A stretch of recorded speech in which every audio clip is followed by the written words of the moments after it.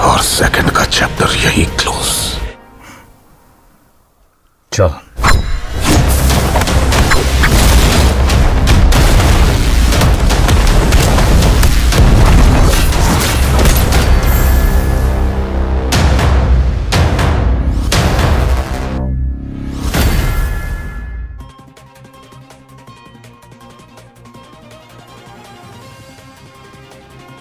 नमस्कार, तुम्ही बघत आहात प्रखर न्यूज। राखीचा धागा, विश्वासाचे वचन आणि जनसेवेची अनोळखी सांगड। रक्षाबंधन निमित्ताने वसुंधरा इंटरनॅशनल फाउंडेशनच्या अध्यक्षा जयश्रीताई गरुड यांनी सटाण्यातील तहसीलदार कचेरी, पोलीस स्टेशन आणि विविध प्रशासकीय कार्यालयांना भेट देत अधिकारी भावांना राखी बांधली।